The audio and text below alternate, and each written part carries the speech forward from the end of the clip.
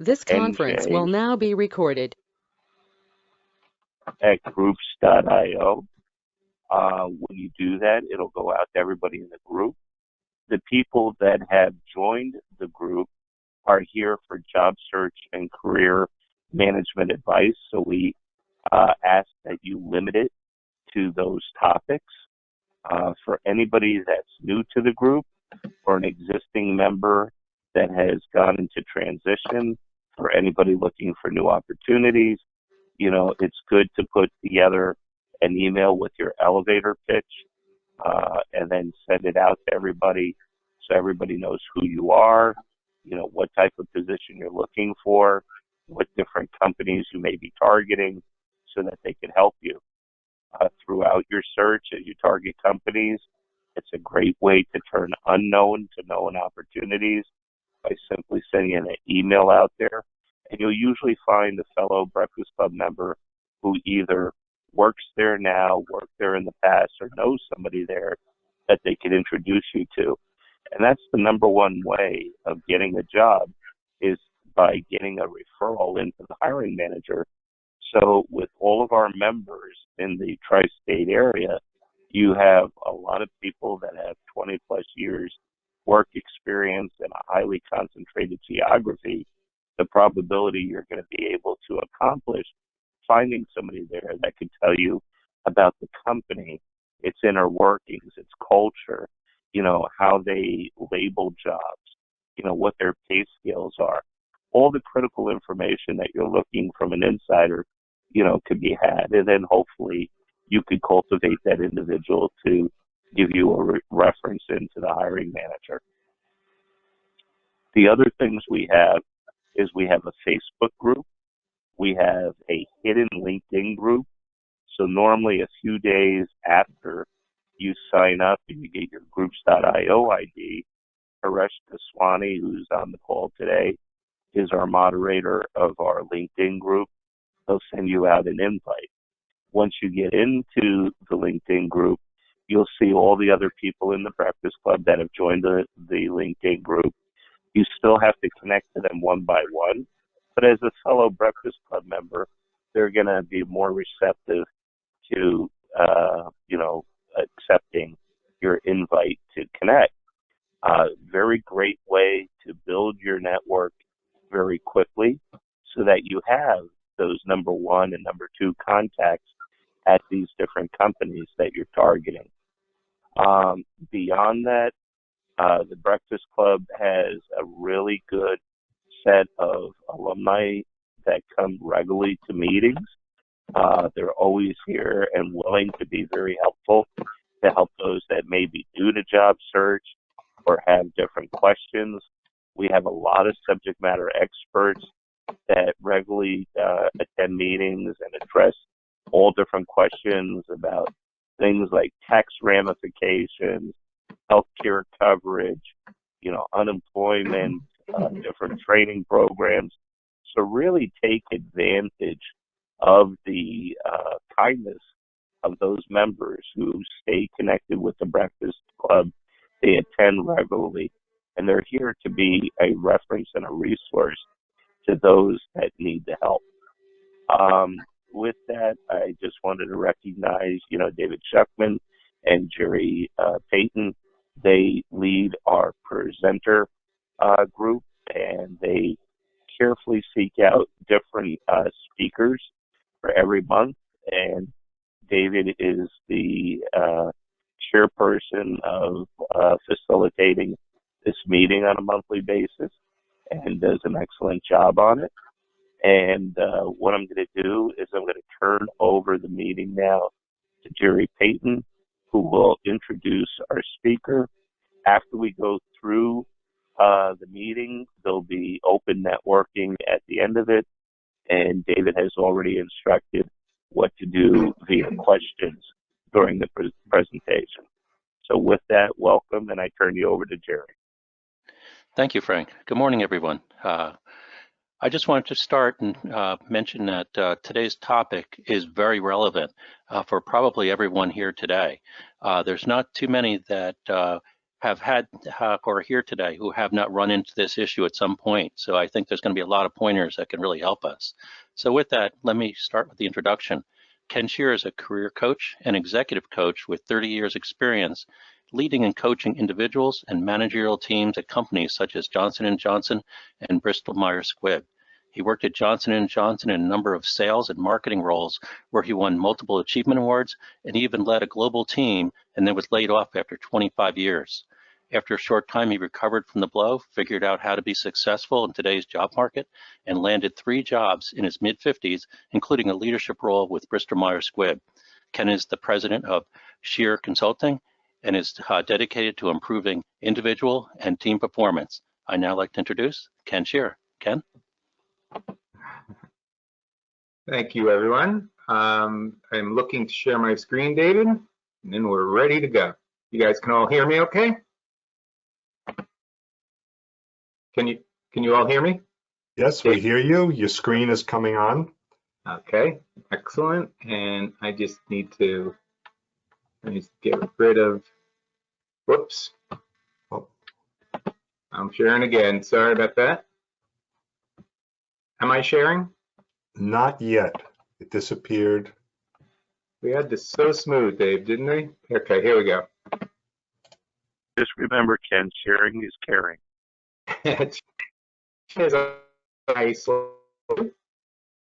No. Okay, so now we see your PowerPoint program, and you'll just start the slide deck when you're ready. So do you see it now? I see PowerPoint, your designer. There it is. Okay, we see Handling handling difficult interview challenges. That's it. Or I was about to change it to handling difficult go-to meeting challenges, but okay, good. I could stick with this one then.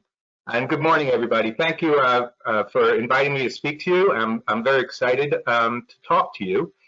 And you know, when you think about difficult interview challenges, there are so many of them, and today especially, there are more than ever. You know, there's different biases. Some of us have come across ageism, there's sexism, there's racism, there's all kinds of reasons why people might make it more difficult for you to land a job. And certainly today, there are so many people that are competing for the same jobs, you know, that's adding to it as well.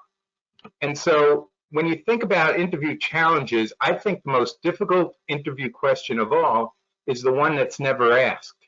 You know, that's the one where maybe you gave an interview answer, but you could just see in the interviewer that either they're not buying it, they don't totally understand it, or maybe it just wasn't the answer they were looking for. And you're driving home after that interview thinking, man, I wish I would have done that differently, or I wish I would have said this or followed up with that. And the one thing I would say to everybody right off the bat is that if you're ever feeling that in an interview, if you're ever looking across the table or looking into the computer screen and you see doubt or you see questioning, I say address it immediately.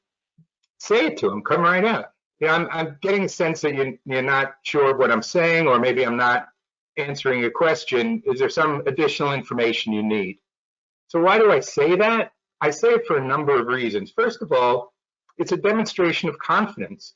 When you can have a conversation with the person, that's the ideal place to be in an interview, then you're able to exude confidence that you're not afraid of kind of changing the cadence of the conversation.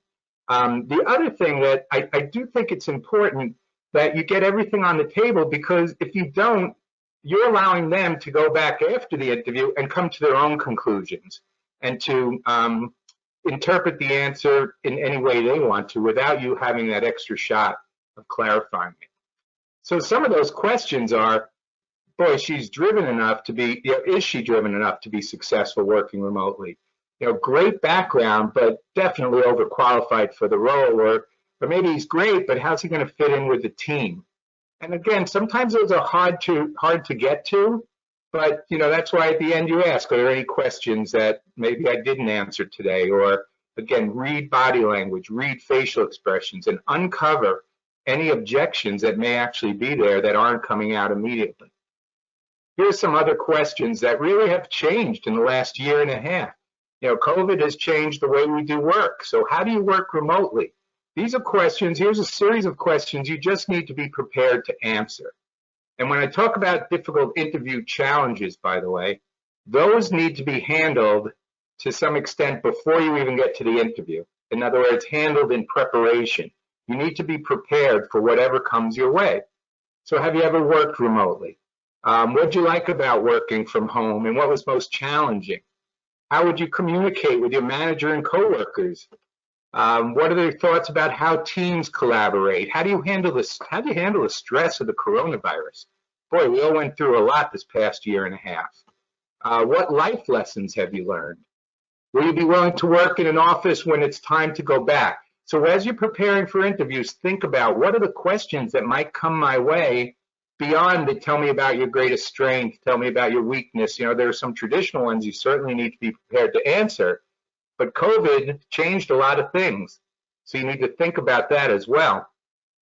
And I'm going to talk about some of these things. I'm going to talk about how do you prepare so you're ready to go.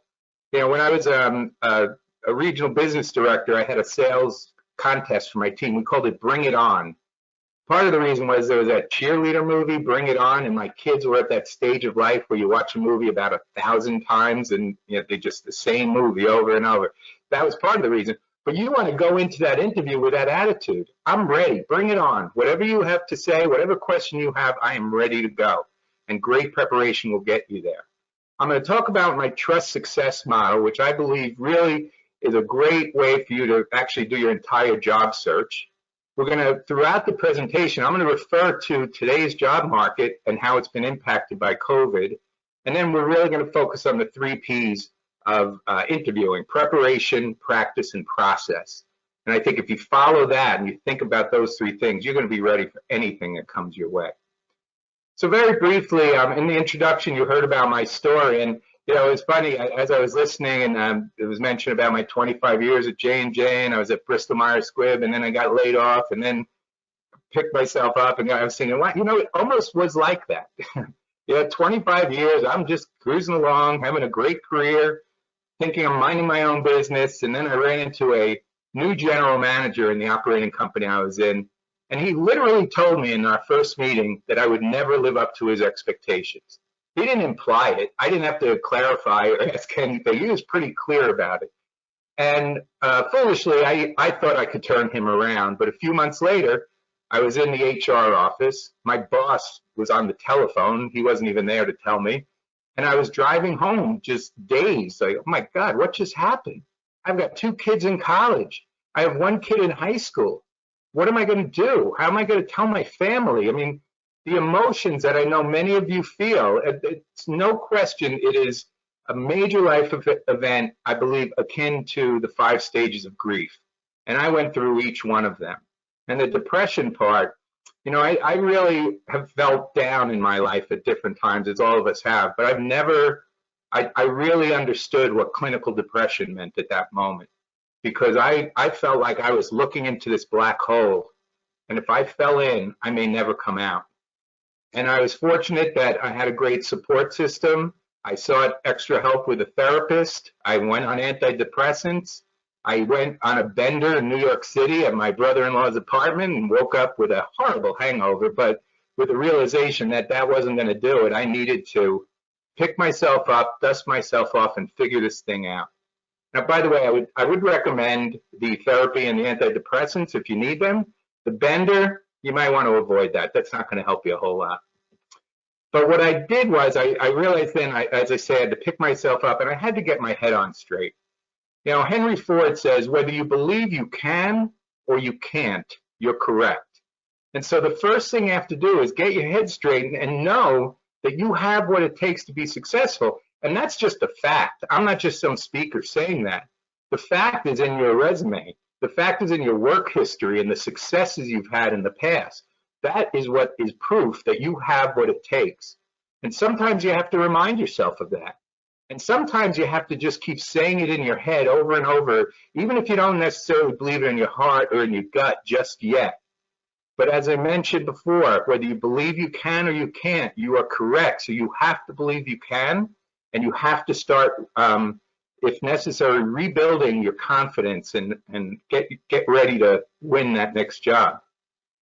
And for me, I found that throughout my career, and even when I was going through my unemployment, that trust was a huge part of my success, and trust in other people was going to help me get to where I wanted to get to. And I knew too that I needed to build trust in others in order to win my next opportunity. The definition of trust: to hope or expect confidently. You have to hope. You have to have hope. You have to be confident. And you have to build that belief in everybody you speak with, your network connections, the interviewers, that you are the one, that you have that strength, that you're the one who's reliable and truthful, and you have the ability to get the job done. And that's where you want to be. And I believe so much in trust that I built what I call the trust success model. And like any great model, it is an acronym, and it stands for transparency, results, understanding, simplify, and team. And I'm going to walk through each of these steps. And as I mentioned earlier, I'm going to stop between each one. So if you have questions, you want to put it in the chat, or at that time, David can recognize you or speak up, however, whatever works best here. So when I talk about transparency, I talk about transparency first with yourself. It may seem obvious. I know who I am. I got my resume. I don't need to study that resume or understand, any more than that. I've lived this life. I know who I am. But Sun Tzu was a Chinese military strategist, and he wrote the book, The Art of War. And it's a perennial bestseller on a business book list. And it's not that war and business are the same, but what's been found is that the strategies he used are very effective in today's business world. And when I talk about transparency, this statement really explains it as far as I'm concerned. Know yourself. You need to be able to know everything about you. What are your strengths? What are your areas of development? What are the things that you know you need to prepare yourself for so that you're ready for anything in an interview? And I also mean know your resume. I mean, right now, if I went to you and I asked you, that third job on your resume, that second bullet point, tell me about that. You need to be able to tell me something about that. You can't be taken by surprise. So if you haven't looked through your whole resume lately, it may be time to do that. Know your enemy. In this case, I'm talking about the interviewer, but I don't think the interviewer is your enemy. In fact, you need to make the interviewer your ally. But know everything you can. Do all the research you can. Know the company. Know if you know who the interviewer is, you have LinkedIn. You could Google it. You could find out a lot about people today. And if you find something, a commonality with them, that's a great way to connect with them on the interview. And then know your terrain, as I mentioned, the marketplace, the company, the competition. You need to go in there when you know everything, or you feel confident that you pretty much know everything about that you need to know, to the level you need to know it. You never will know it as an employee knows it. Then again, your confidence will be high. And with high confidence comes low stress. And that's what you need to do. You need to know that you're as prepared as you can be. When you do that kind of check of yourself, you relearn who you are and what you are.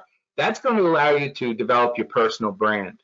Another benefit, often what I tell my clients is, I want you to list everything, write it on paper or on a computer, all your successes, all the skills that you feel you're great at. Write those things down. Get them down where you can read them when you need them. And it serves two purposes. One, if you're feeling down and you're starting to question yourself, which is very natural during a job search, I suggest you reread those things and remind yourself how good you really are. But it also helps you to develop your personal brand. And the personal brand is key. And anybody who questions how important a brand is, I know people of a certain age will know this. If I say the words breakfast of champions, I'm sure a lot of you have an image of the Wheaties box right in your head right now. Well, that brand was established in 1933, 90 years ago. And yet those words bring up that image. So the question you always need to ask yourself is, what is it that people think about when they hear my name? What did my fellow workers used to say about me? How would they describe me? Because that's going to allow you to differentiate yourself and stand out from the crowd and develop that unique value proposition that you need. You want those interviewers to have a real clear image of who you are and what that means to them if they bring you on board. And it should be a consistent message on your resume, on your LinkedIn profile, in your networking conversations, and in your interviews. Because that is what is your reputation. That establishes credibility, makes you an expert. And it builds confidence when you know who you are and what you want to lead with in your marketing pieces and in your interviews. So the personal brand is very important. And here's some examples that you might have. Actually, I'm sorry, excuse me. The first thing you want to do is make sure your personal brand is a strong one. Now, I know a lot of you have been on networking calls where you go around the room and everybody gives their elevator speech. And I want you to really listen to those next time and listen to yourself. I'll be totally honest with you. Most of them, I have no idea what the person's talking about. It's a very scripted, unnatural presentation of who they are. And it really doesn't mean anything to somebody who's not in their business or doesn't understand their industry. So you need to understand, one way to check yourself is ask other people. Give your personal branding statement, your elevator speech to someone and say, do you understand what it is? And in fact, why don't you tell me what I do for a living and how you can help me or what I'm looking for out of this conversation? And was it interesting? Was it compelling? Would you say, wow, that's pretty cool. Let me hear more about that.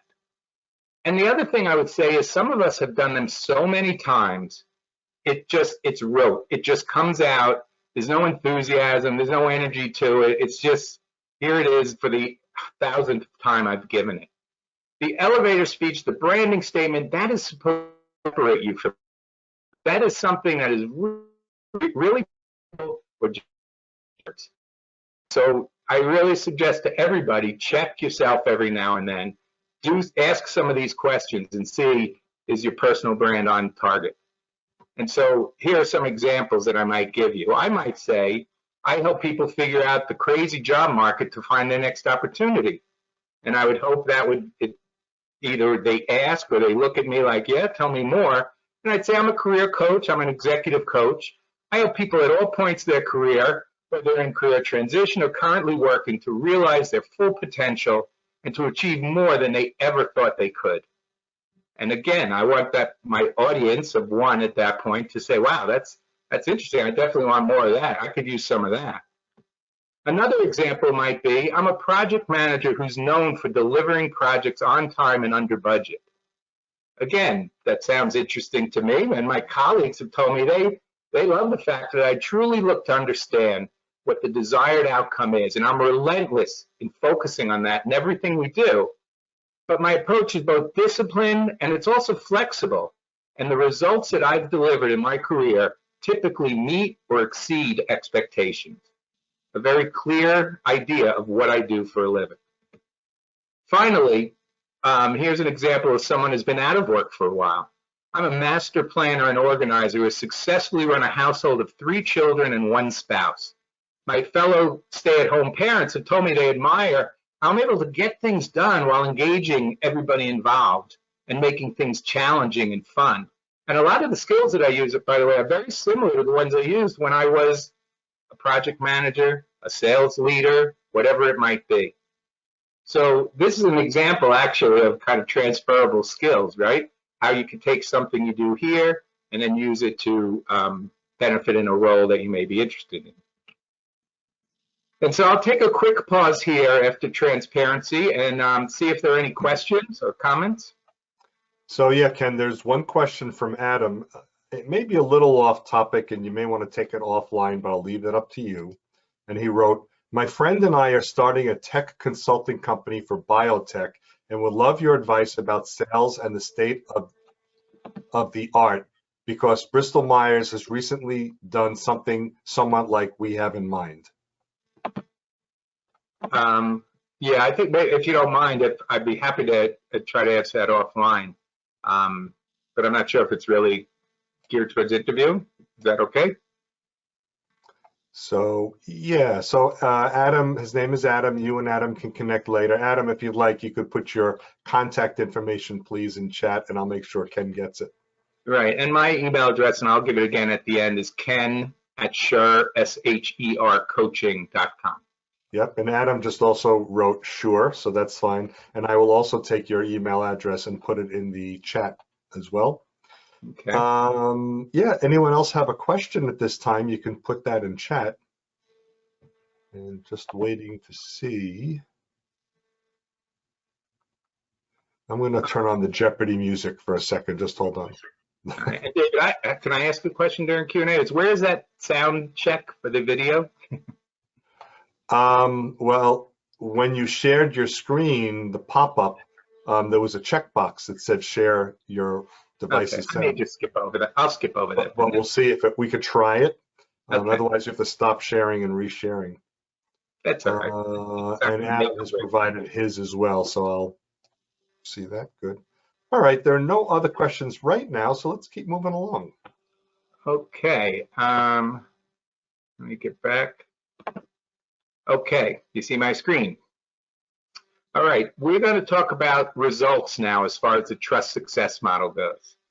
And results are really critical, and it seems strange sometimes, but results often do not come through in different aspects of the job search. I'm going to focus primarily on your resume here, but the results are what will differentiate you. It's something that tells me more about you, and it's important that you say, oftentimes people say, we did this, we did that. You need to make sure people know what you did. And a lot of what I hear from my clients is, well, I don't want to brag, I don't want to sound self-centered. Well, in an interview, if you can't do it then, when can you do it? But it's easily overcome that fear of having that happen by just stating something like, our team was responsible for this. Here was what my role was within that team.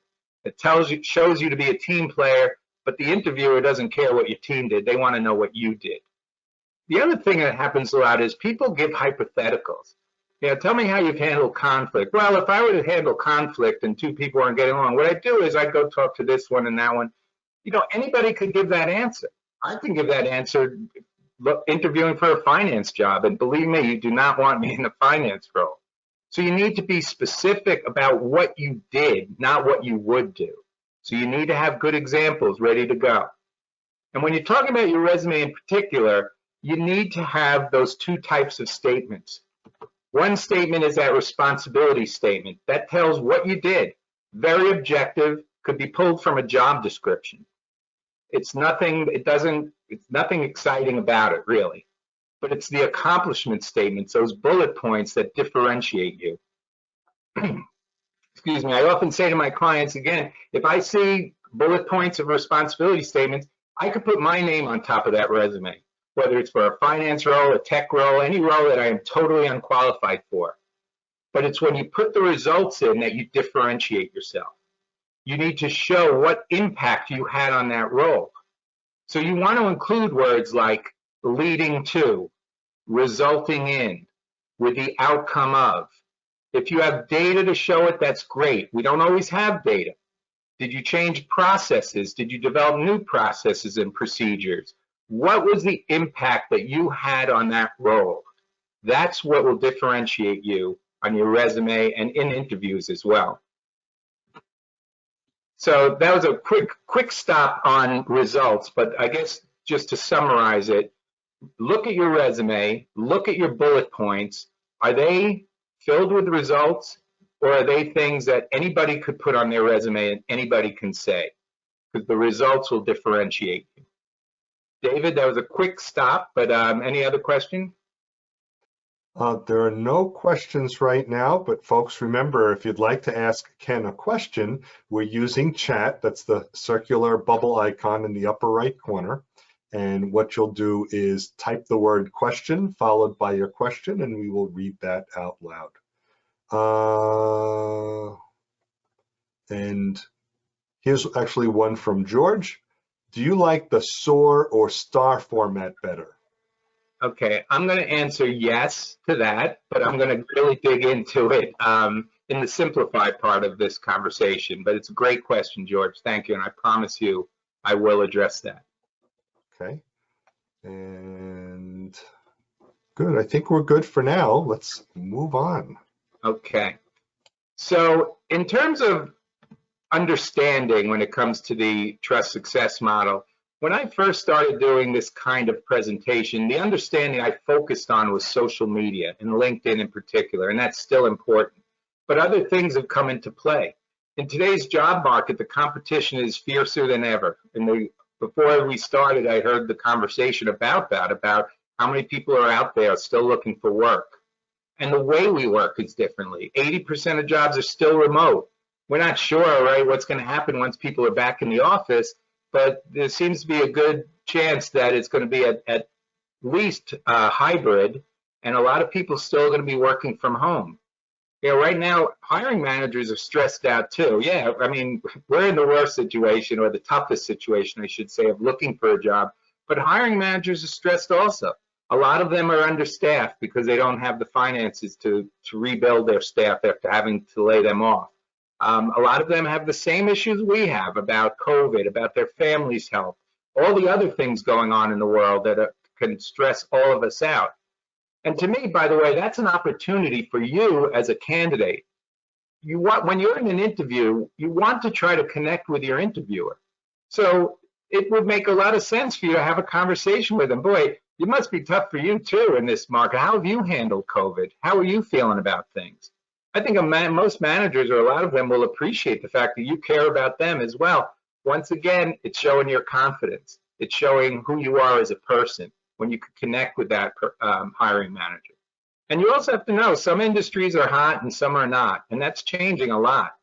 That was a rhyme. I didn't quite mean it that way, but it worked out.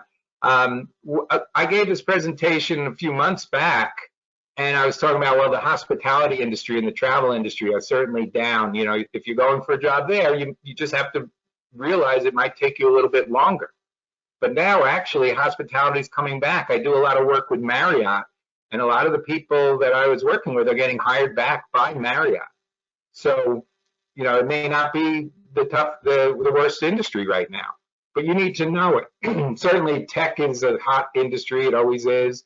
Healthcare is a hot industry. But you need to understand where you are with your industry and what you might expect from that. Now, the other things in the post-COVID world is there are different things you need to be prepared for. You need to be able to demonstrate and communicate in your marketing materials and in your interviews. You know, technical ability, right? We're all working remotely. One of the things that I find interesting is we have these calls here, and a lot of people don't put their cameras on. And I understand there are different reasons for it. Believe me, I have bad hair days too, where I don't want to be on camera, but you know, you do what you have to do. But if you're not comfortable with technology and you hate being on video, that's the exact reason why you should have your camera on all the time. Because like anything, the more you do it, the more comfortable you will get with it. The other thing about technical ability, I am very limited in my technical ability. But what's interesting is when I show some comfort level, whether it's with video or in how I communicate with people, people seem to think that I know what I'm doing with technology, which would make my kids laugh. I'll give you an example. I do work for a group called Philadelphia Futures. By the way, it's a great volunteer group. I'm a mentor to, actually I have two kids from underserved communities who are first-generation college students. And it's just an amazing organization. If you're looking for a volunteer opportunity, I'm happy to talk to you about it. I love it. But they asked me for a video to show to other mentors about some of the things I do with my mentees. So I sent them this video. I didn't think much of it. And they got back to me and said, thank you for sharing your technical expertise and your mentoring expertise with your fellow mentors. And just by sending them a video, they thought I was technologically adept. So my point to you is, as you prepare your interview answers, as you're in interviews, demonstrate how comfortable you are with video.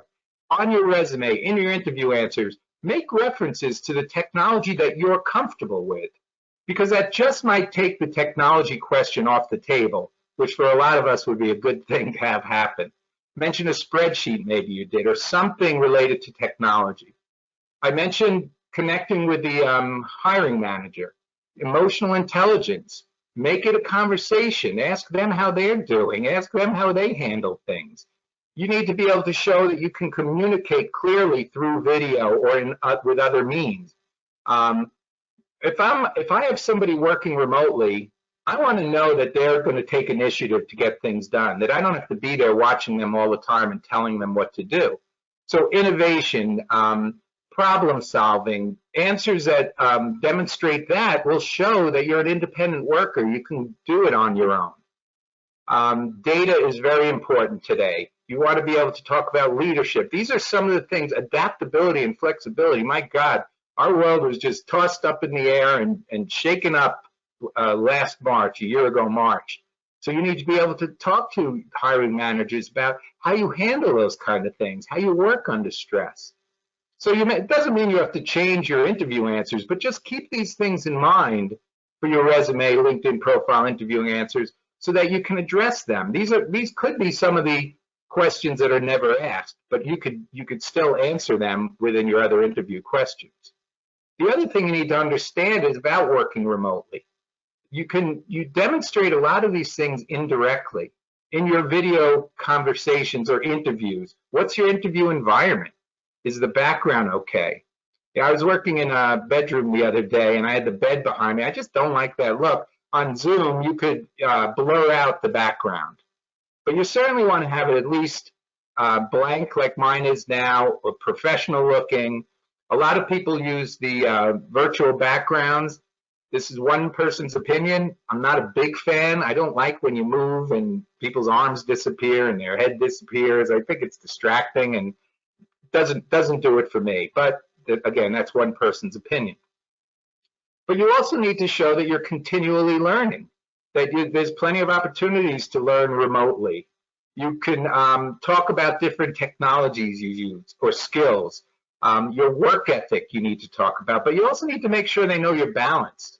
I know everybody, your boss says, oh, I wouldn't mind, I want production from my people, but I think most people recognize today that you fit for so no balance.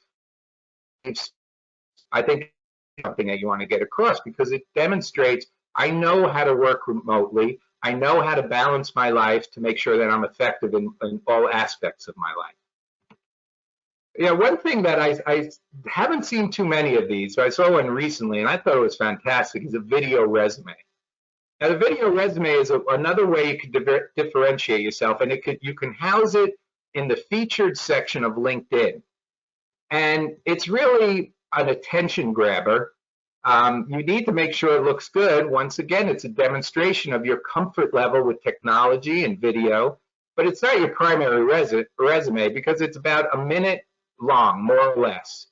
But it's your opportunity to demonstrate your computer skills, your technology skills, your communication skills. And then you could link it if you want to, or if you have something, to your marketing materials, to your resume, if you have a portfolio or something else that you want to connect to. And I find this is very, like I said, I saw one recently that was very impressive, and I do believe would separate that person from everybody else.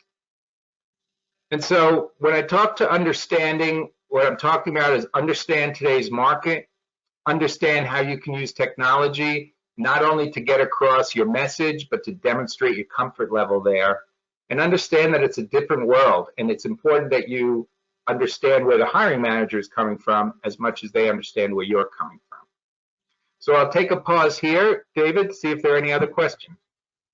Yeah, there's a question from Valerie, and this was from when you started this section. What is the volunteer organization? I guess you mentioned that. Yeah, it's called Philadelphia Futures. Everything about it is amazing. The kids who are the mentees, but the people who work there, they're just these energetic, can do, want to do for others kind of people. And I can't say enough about it. Sounds like a young hockey team, Philadelphia Futures. Let's see, any other questions? I'm just going through chat real quick.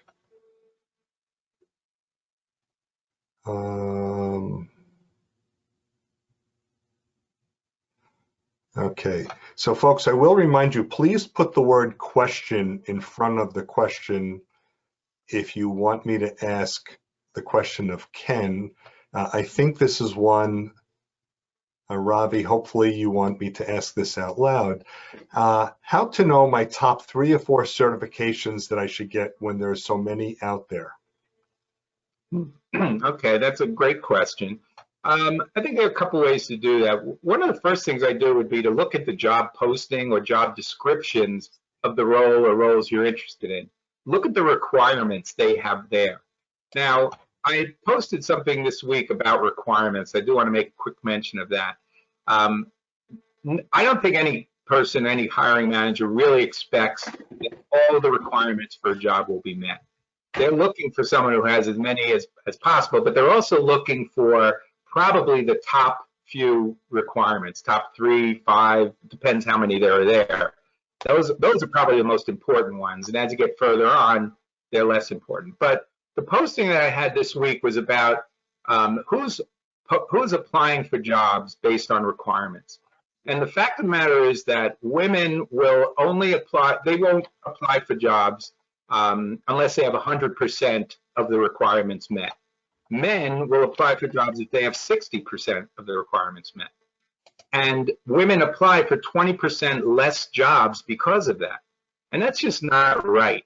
So I'm appealing to you women out there, don't discount yourself. Don't you be the one who rejects you for a job. Go for it, because your male counterparts are going for it, and there's no reason why they should and you shouldn't be. So that's one thing.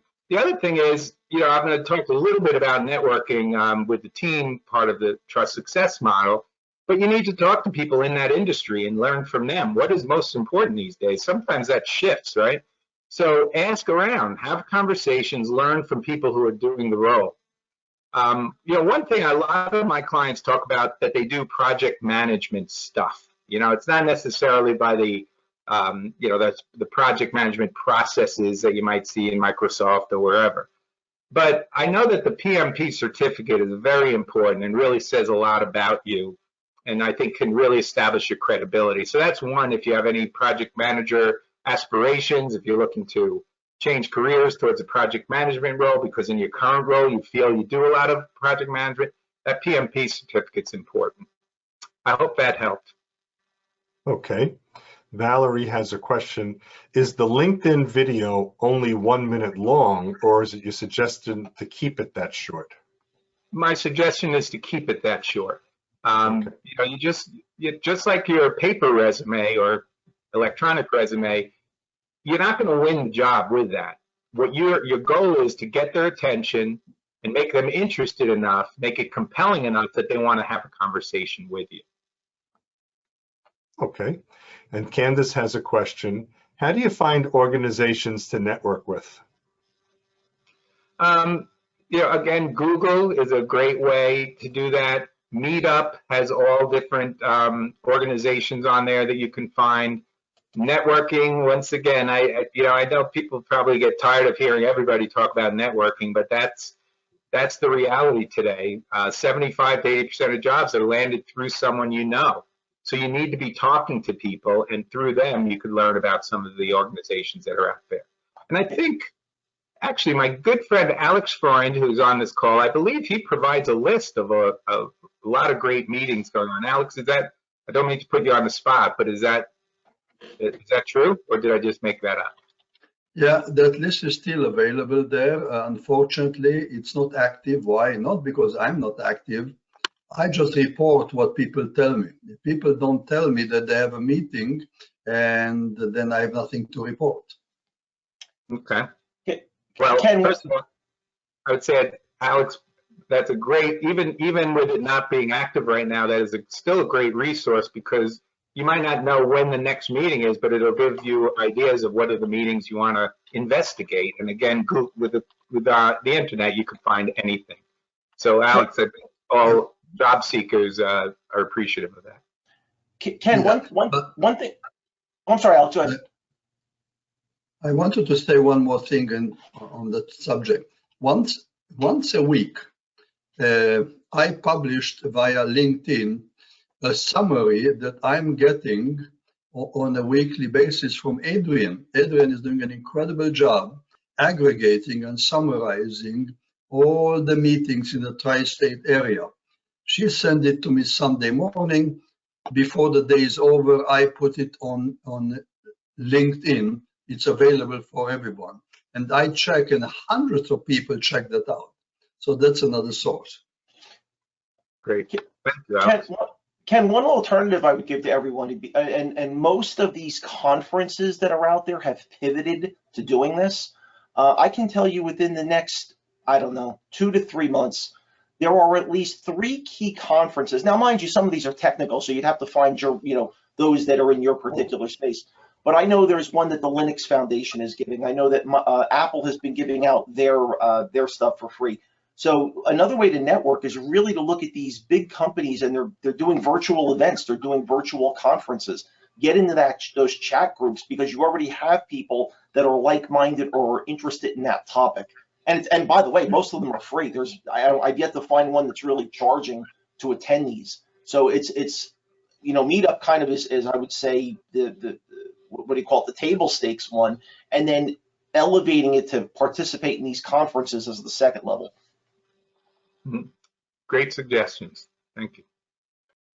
There's another question from Candace. What are some questions you should ask people you are networking with? Time is limited, so I want to get in the best information from contacts. Okay, well, I'm going to give you my overall philosophy on networking, which I think will guide you towards the answer to that question.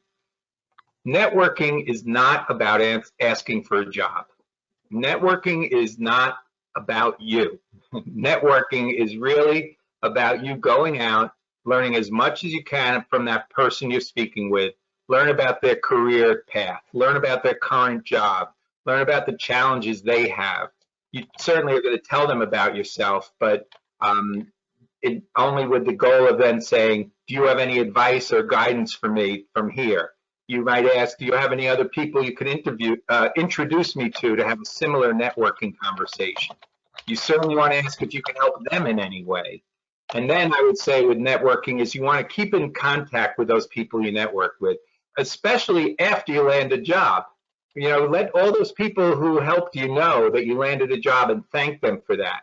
Even those people who wouldn't connect with you, let them know, hey, I know we never got a chance to talk, but I wanted to let you know I landed here. And then don't stop networking. Put it on your calendar that once a week you're going to reach out to somebody, twice a week to connect with them, maybe twice a month or once a week. Once you build it up, you're going to have a conversation, a networking conversation with somebody. Because you don't want to start from scratch again if, God forbid, you find yourself in this situation.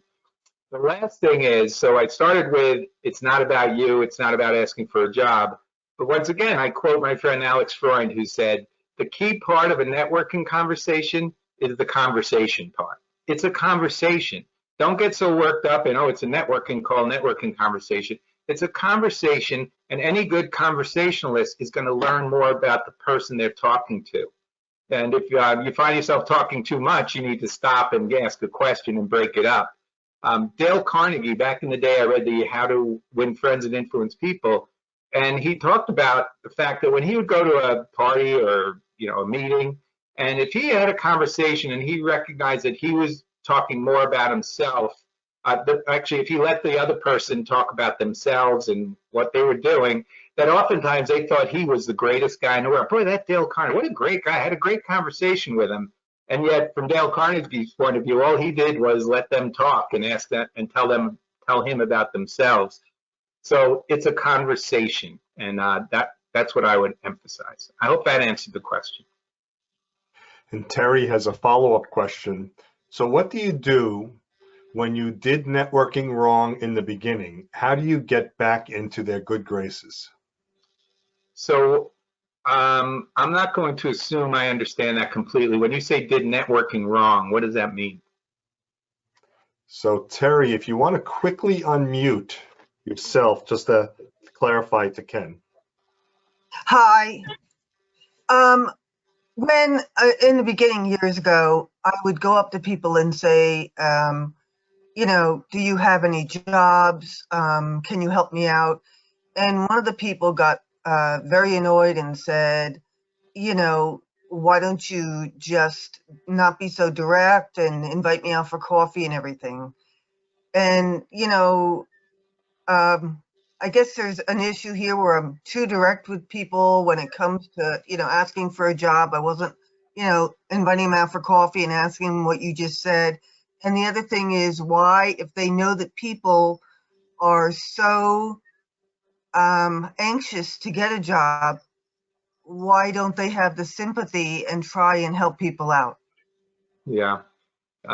Okay, great question. Thank you for clarifying that. To answer the latter part, I found that people who have been through what we all have been through are typically more open and willing to help out. And if they've never been through it before, they don't understand just how difficult it is for people. So, you know, and actually after I was out, and another thing, by the way, that I recognized when I first lost my job is that some people who I thought I was really close with and that I could count on, they disappeared. And other people who I really didn't know I had such a great relationship with stepped up and would check in with me and ask me if they can help me out in any way. And so on one hand, I was a little bummed out that these people left me, but it was also encouraging if people came on. And I also grew to realize, you know, my wife, many years ago, thank God she's totally over it, had breast cancer. And the same thing happened to her. Some of her close friends disappeared and other people stepped up. And I do think losing your job is a major life event. I think you do go through the 5 stages of grief when you lose. But she was so much more understanding than I would have been. She said, you know what, it's not me. They don't know how to deal with it. They think it's contagious, you know, whether it's cancer or losing your job. You know, they don't know, they don't want to say the wrong thing. So I guess be kind, be compassionate with those people and recognize that it's their problem. They don't know what to do. In terms of fixing a mistake, I guess the one thing I would say is, you know, reach back out to those people, but maybe reach out with something of value to them. Maybe it's an article you found. Maybe it's just checking in to see how you're doing. How have you handled this COVID situation? Hope everything's okay with you and your family. Totally unrelated to you is giving them something of value, checking in on them and their situation. And, you know, it's not going to, it may not be fixed in one communication. You need to, you know, probably rebuild some of those relationships. And, you know, with any relationship, it to develop. Hope that.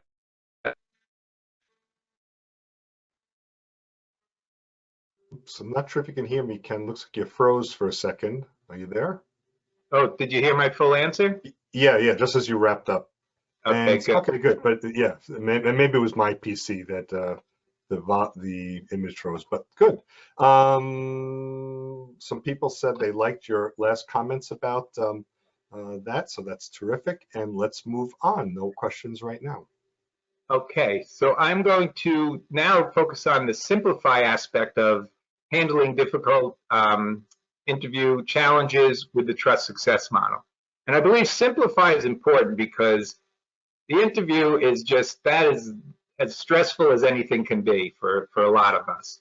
And you don't want to complicate it. You want to just break it down and make it as easy as possible for yourself so you can perform in the best way possible.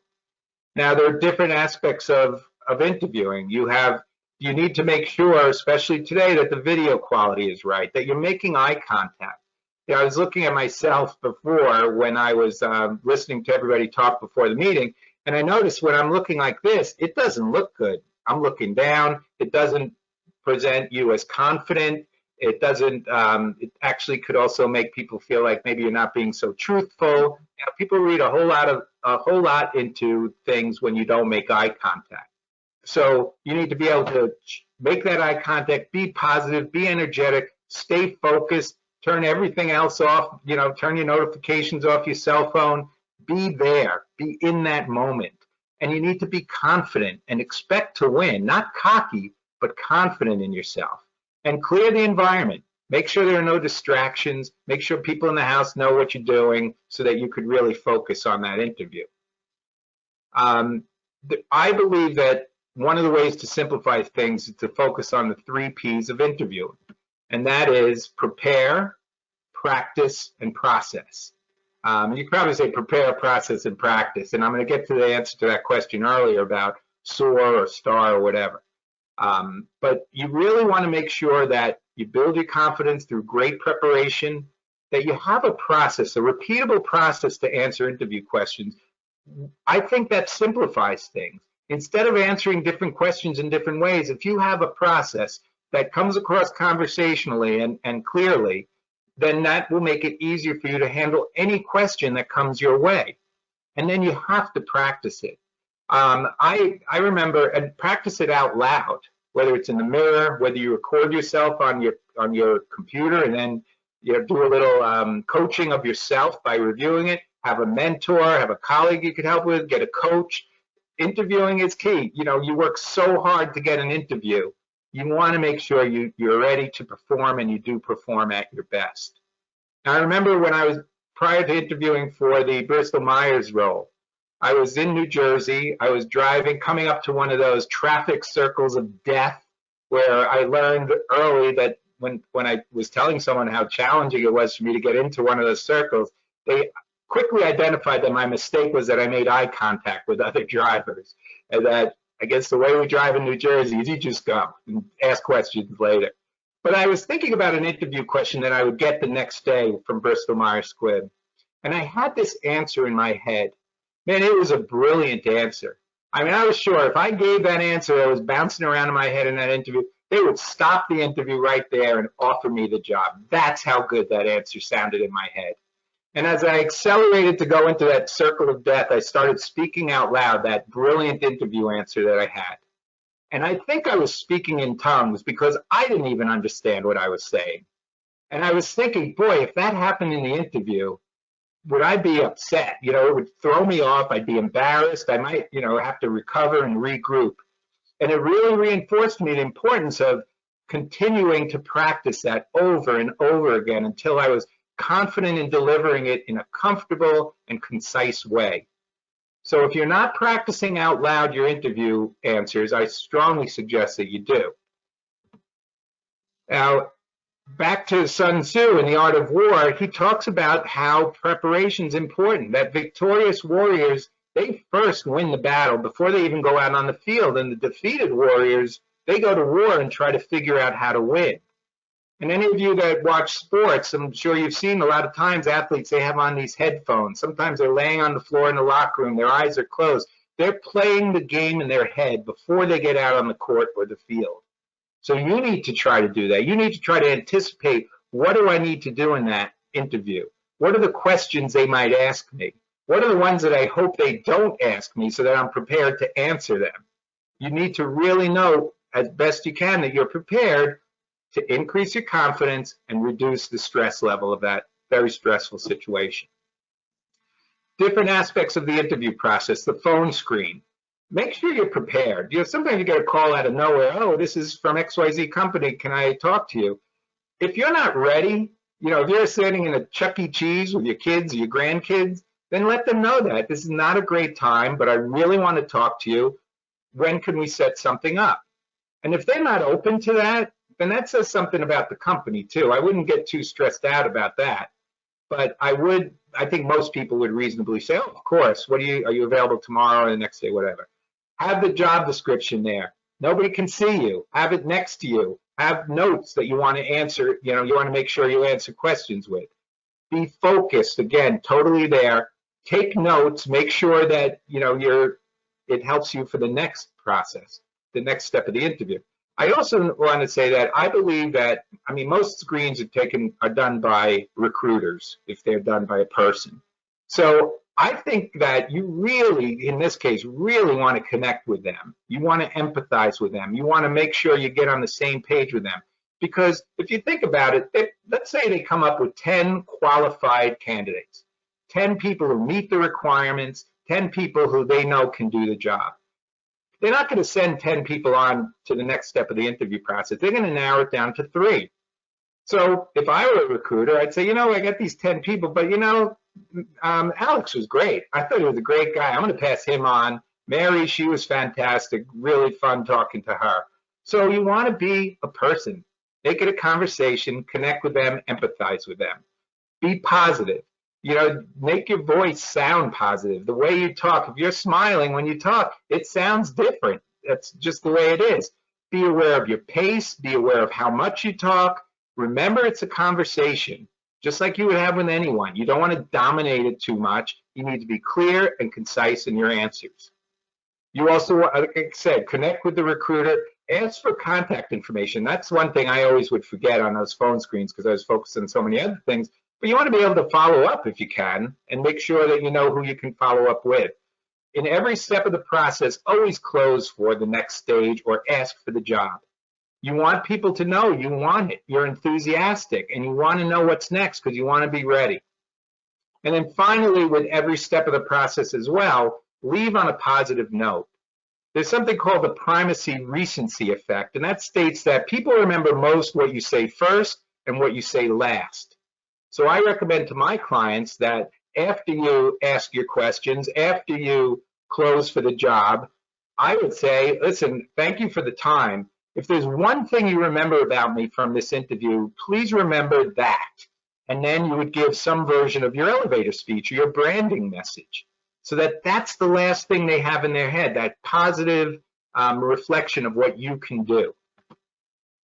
Now, most videos today are virtual, but a lot of things don't change. You need to do your research. You need to dress appropriately. Yeah, I was thinking this morning, this is how my mind works, that it's an early Saturday morning. Everybody looks so nice. I wonder what's going on below the screen. You know, if everybody's still in their PJs below the screen, or are we all fully dressed? No need to prove it one way or the other. I think we're okay. You all look very good.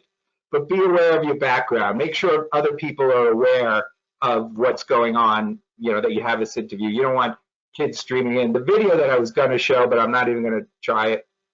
You may recall last year, a couple of years ago, there was a Skype interview from Europe. And this kid, first like a 2-year-old, 3-year-old kid comes into the room, and the guy's interviewing, and he's trying to push the kid away. And then this other baby comes in one of those portable tables where, you know, the kids who can't walk can walk. And then the mother comes screaming in. I laugh every time I see that, but if I'm in an interview for a job that I really want and that happens, that could be ugly.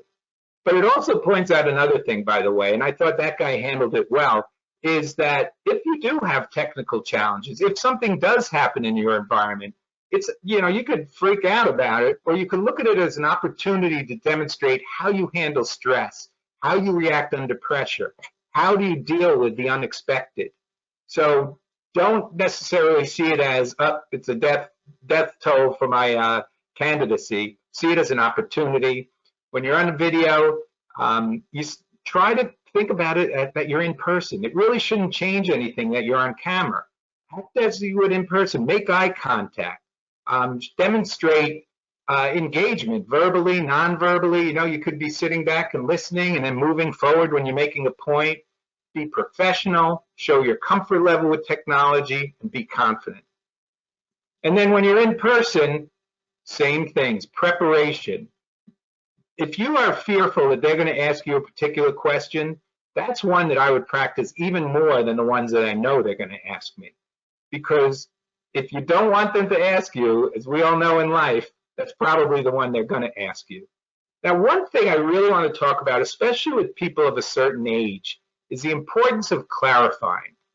You know, if someone asks in an interview, aren't you overqualified for this role? If I were to do a survey right now of everybody on the screen, I'm sure I would get a lot of different answers about what that question means. Oh, it means that they think I get paid too much money. No, I think it means that I'm going to get bored in the job and they're afraid I'm going to then leave them again. No, I think it means that they are concerned that I'm going to try to take their job. No, I really think it means that they're overqualified, that they've done this job before, and then why would they want to do it again? But here's the problem.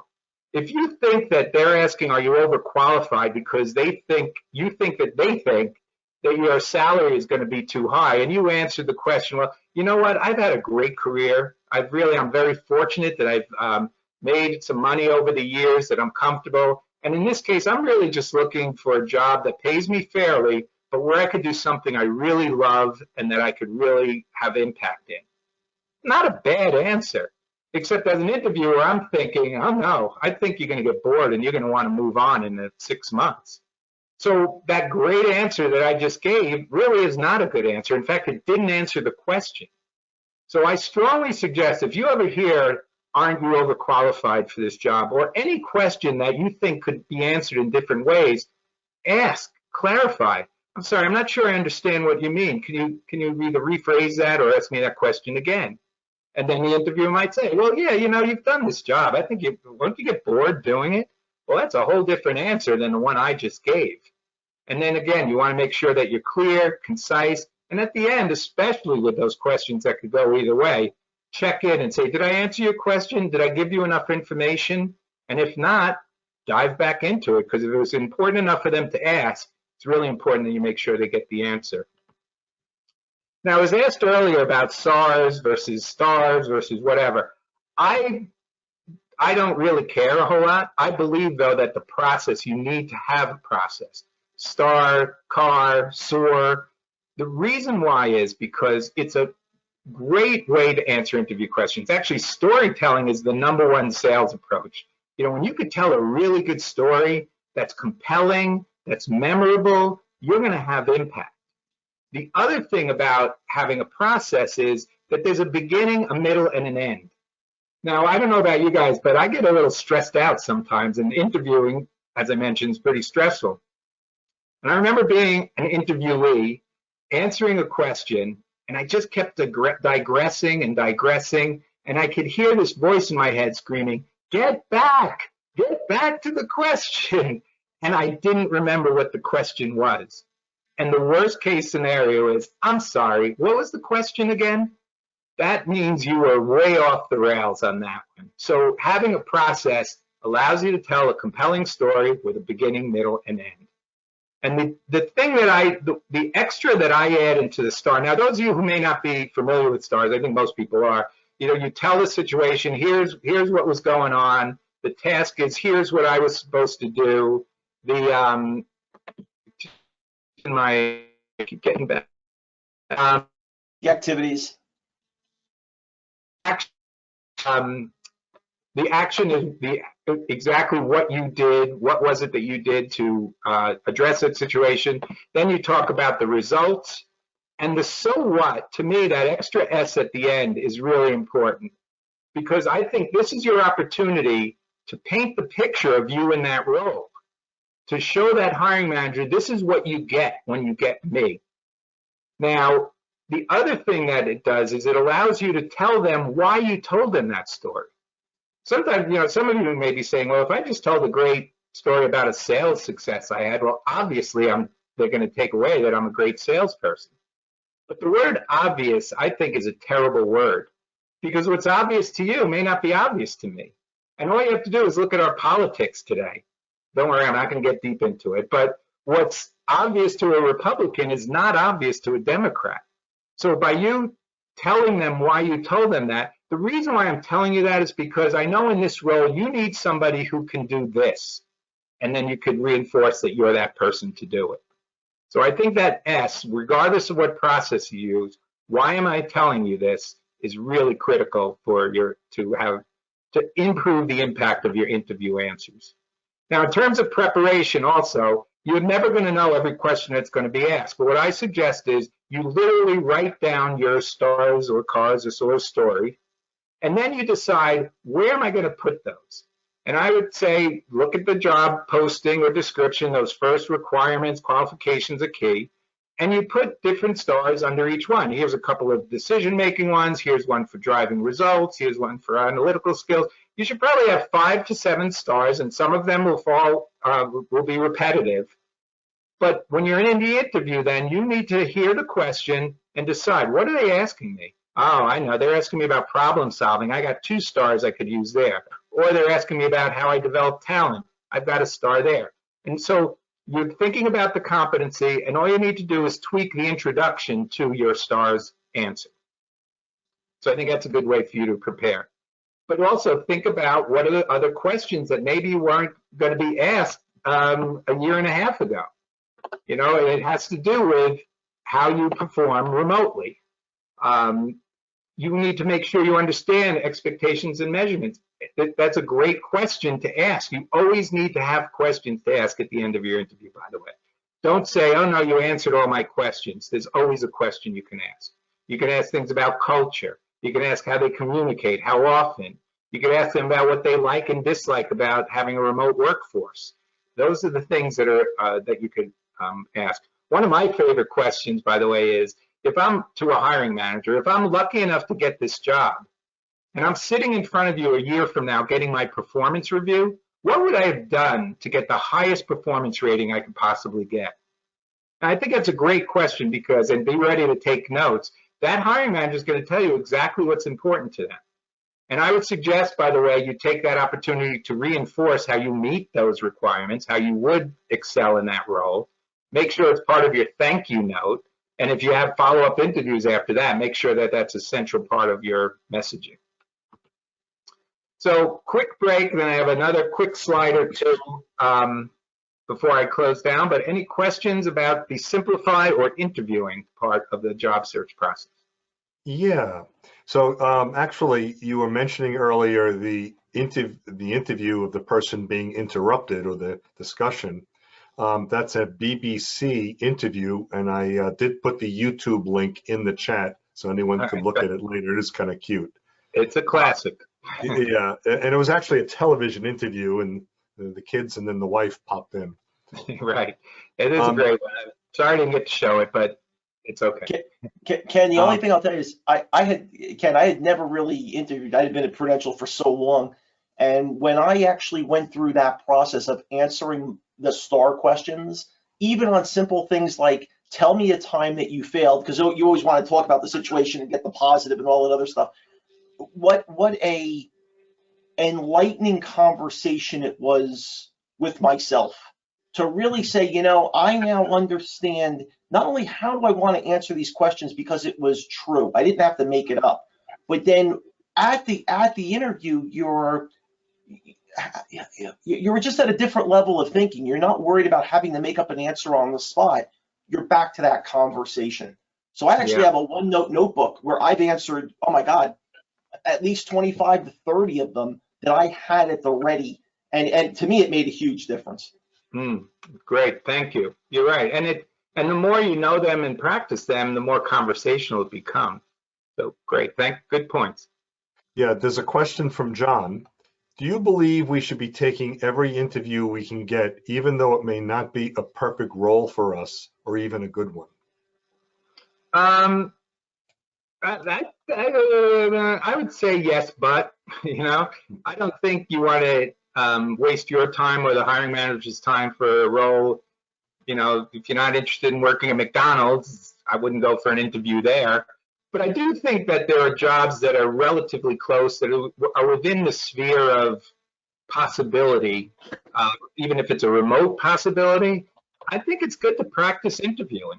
And the reality is, in the end, if you get a job offer, a couple of things can happen. One, they might say, you know what, I don't think you're good for this job, but we have another job that I do think is of your level. The other thing is, obviously, you get to practice. And you could always say no at the end if they make you an offer. It's always nice to be in that position, I think. Better to be in a position of saying no than being in a position of, man, I should have gone for that one. And if you feel like, oh, aren't I burning bridges or something like that? Well, plenty of hiring managers have said no to you, so that's just part of the process. Okay, thank you. And Valerie just asked if you can repeat the question you would ask the hiring manager if I'm lucky enough to get this job. Yeah, it's a good one, isn't it, Valerie? I love it too. It's if I'm lucky enough to get this job and I'm sitting in this seat 1 year from now, hiring manager, looking across from you, who's giving me my performance review, what would I have done to get the highest possible rating I could on that performance review? That hopefully that's clear. If you need me to say it again, I'm happy to. Okay. Yes, one more time. Okay. Yeah. I don't think that fast. That's all right. So this is to the, and Valerie, that's what you got to do. If you still have a question, you're an ask. There's nothing wrong with it. I don't think any less of you. I think, oh, that's great. She really wants to be clear on this. To the hiring manager, right, who would be giving you the performance review, if I'm sitting here a year from now and you're giving me my performance review, what would I have done to get the highest performance rating I could possibly get? You're asking the manager, tell me what you're going to expect from me. Tell me what's most important to you so that I can make sure that you know that I can deliver on that. And again, my email address will be at the end of this presentation. It's ken@shercoaching.com. If you need further clarification about that or anything else, please reach out. I'm happy to respond. And do remember, we are recording this. And so you can, once Adrian posts it appropriately, actually it'll be on our YouTube channel. It will be on the YouTube channel probably by tomorrow, the Breakfast Club YouTube channel, and you could watch it again. And give or take, we're about an hour and 10 minutes in. So just between the Simplify and Teams Trust slide. So you can hear it over and over again. Thank you both. Let's see. No other questions right now. So let's do the last T. Okay, so team. Team is about two things. You need to have two teams. Your first team is your support network. It's your family, it's your friends, it's maybe former colleagues, or maybe you have a job search buddy. It's those people that are going to pick you up when you're down. They're going to encourage you when things are going well. They're going to be there for you no matter what. Those are the people you need, because we all know this. There's a lot more negativity in the job search than there is positive. You're going to hear a lot more no's than you are yeses. You're going to get ignored a lot more than you're going to get callbacks. Those things happen. They're not a reflection of you, and you need people to remind you of the value you have, that you're loved, that you're cared for, that people know you're going to be successful. The other team you need to have is your network. I mentioned it earlier, 75 to 80% of jobs are landed through someone you know. And just think about it. Today, I mentioned the competition is more fierce than ever. You might get a job where there are 50, 100, several hundred, thousand resumes posted for that role. A stack of resumes. They're all pieces of paper, people I don't know as a hiring manager. I'm just taking their word for it. Everybody writes good resumes, but I don't know if that's really who they are. And then someone comes in and says, hey, Ken, I got this this person, David. You really should talk to him. Here's his resume. I think he can help you out in this role. That resume is going to the top of that big old pile. So you need to be out there talking to people and networking with people. And if you're uncomfortable with it, you need to do it more. Now, those of you, because you'll get more comfortable with it. Those introverts out there, I have news for you, and that is that networking is actually great for introverts. If you take the approach that I mentioned earlier, the approach that it's not about asking for a job, it's not about you, it's about getting the other person to talk and you listening. Being a great listener is what's key in networking conversations. And I'll repeat again what my friend Alex Freund says, it's a conversation. Don't get caught up in the networking part of it. It's about learning about other people and getting information from them. And so I guess before I put the final wrap, I have one more slide after this, David. Any other final questions or comments that people may have? Yep, certainly it's an opportunity to do so. So folks, if you're interested, please put a question in the chat so Ken can address that just before he officially wraps up, and then we wrap up the meeting. And I'll put the syncopated clock music on so we can give people a little entertainment while we're waiting. Okay, just waiting for the rest of that one to come through. Oh, Alex, Alex, you just wrote the word question. Do you want to unmute yourself and then ask that question? David, you asked that we write in the word question. I did. Okay. Ken, the only thing I went back when you were talking, when the question came up about certifications. Yes. I would give a slightly different perspective. It's still aligned, but slightly different perspective. And I think right now it breaks into two categories. I think the first category is, to your point, PMI. I think there are certain disciplines that if you don't have it, good luck, right? Yeah, that's like core, right? I think the second one, though, is more to me of a reflection of where the market is today and what you're trying to, how you're trying to demonstrate where you fit in. So, for example, you're not going to rush out and necessarily get every cloud certification there is. But the fact that you got one of the basics of what's cloud, that you can spell it and you actually know what it is, or you begin showing that you're on a regular cadence of learning and as I like to say, you're looking forward versus looking backward. To me, that gets to the heart of the answer. Are you using these things, whether or not you have the certification? Can you demonstrate that you're forward looking, not backward looking? And I think most people tend to use their elevator pitches and their resumes as, hey, look at what I've done historically. I'm really good historically, but they can't take those accomplishments and say, and oh, by the way, here's how I apply them going forward. So to me, it's always a go forward answer. If it's going to show you're thinking forward, go do it. That's really great points. And it also tells how you might approach the job, that you're not going to be stuck in the past. You know, this is not an ageism presentation, but that's one way you demonstrate that age isn't the issue. You know, if you don't get hired and you're 50 or 60 years old, it's not because you're 50 or 60 years old. If you got in for an interview, then it's up to you. That means that person thinks you can do the job. They know how old you are at that point. They've seen your LinkedIn profile. They've seen your experience on the resume. But doing something like was just spoken also demonstrate that you're a lifelong learner, that you're going to continue to grow and you continue to be cutting edge. Since I mentioned ageism, I know it's a little bit off topic here, but there are some other things that if you have an old email address, if you have an AOL email address, there are some people that still do. Instead of AOL.com, I suggest change it to OLD.com because that's what it says about you. If you have references upon request on your resume, it's old. That's old school.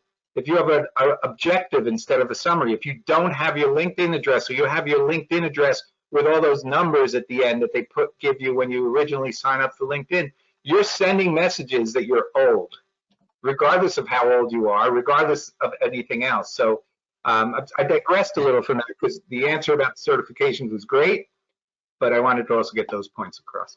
Yeah, Ken, I call it skillism. You're not being discriminated against because of your age. You're being discriminated against your lack of skills. So skillism. Again, especially if you get called in for an interview. You know, when I got laid off by J&J, I blame that guy who told me I wouldn't live up to his expectations. But you know, and it's also an expression, you don't go gray at J&J. But the reality is when I look back, and it took me a couple of years to think about it, but he actually was doing me a favor. He was telling me, Ken, you're not my guy. Go find a new job. And I didn't take that hint. So yeah, I still think he was a jerk, don't get me wrong. But he also was probably trying to help me out, and I just missed that. So the same thing with ageism. If you get an interview, remember this, they know who you are. They've seen your LinkedIn picture. They've seen your resume and all that 20 plus years of 30 years of experience. So it's up to you to win that job. We can blame it on ageism, or we could really reflect and see, what did I do in that interview that didn't help me win that job? Okay. David, I want to make a comment. Hopefully this will help people in attendance here. Again, I spend time almost daily with clients, helping them improve their interviewing skills. And they are trying so hard to tell me and convince me how great they were in the past with example after example. And I tell them, I don't care how good you were in the past. I care about how can you take what you've done in the past and project it to my future. And this is what is not done. The fact that you were wonderful for your boss, good for you. I hope you received commendations and good money for it. That's passé. Nothing I can do today about your yesterday. I can do a lot about my tomorrow. And so the difficulty in an interview situation is try to project your past into their future. That's not easily done. But remember, you look at yesterday, I look at tomorrow.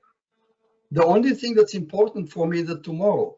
Are you the one that can help me tomorrow or somebody else? Mm-hmm. Great points, Alex. Alex is an excellent coach, folks. That was an example of that. And it's also, I do think it aligns with the final S of stars. So why am I telling you this? And I think to Alex's point, I'm telling you this not because I want you to know how great I was.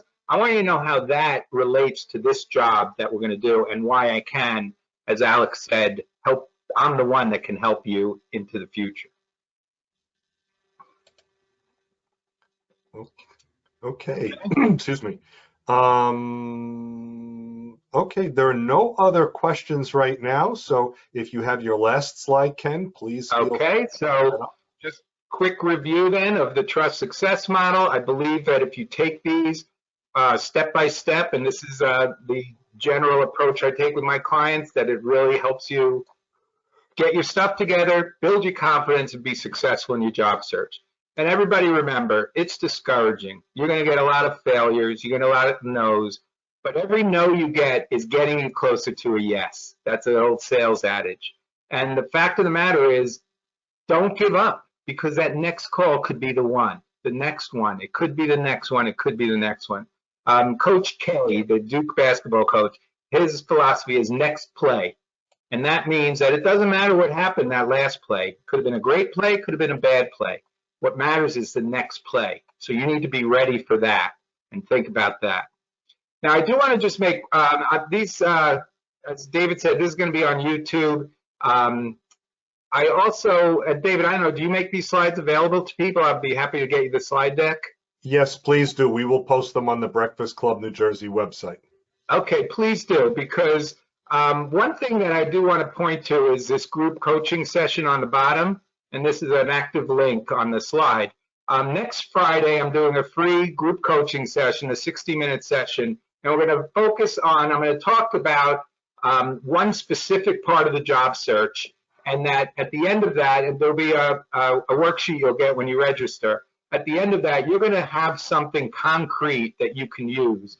And I'm also going to be offering a more in-depth group coaching session after that. But this one is free, and I invite you all to click on the link when you get the slides and sign up. I hope I could see you there. I'm always open to talk to anybody. If you want, have a question or two I can help you with, set up time with me. Again, that's an active link. And if there's anything I could do to help anybody, I've been where you are. I know what it's like. All I can say to you is just hang in there, keep learning, keep growing, and I promise you it will work out. So thank you all very much for your time. I appreciate it. I hope I get to speak to some of you, if not all of you soon, and I wish you the best of luck. Ken, thank you so much. Always a pleasure when I have the privilege to listen to one of your presentations. This was just wonderful. We got some good questions and answers from folks, so that was terrific as well. So thank you for being a friend of the Breakfast Club New Jersey. Folks, we will keep the session open a little longer in just a minute. Want to let you know, next month we will be meeting virtually on June 12th at 8 o'clock. Jeff Benaldi will be here. Jeff is a fun, interesting gentleman to listen to. He was a Wall Street person and then started a business in the travel industry, adventure travel, and he'll be talking about how to create a business that aligns with your passion.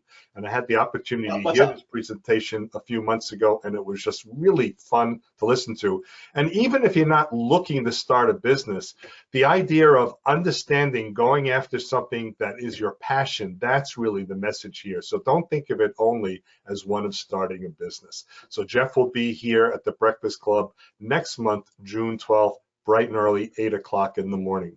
And just before we officially end the meeting, if Frank Kovacs, if you're still on and would like to wrap up, the microphone is yours.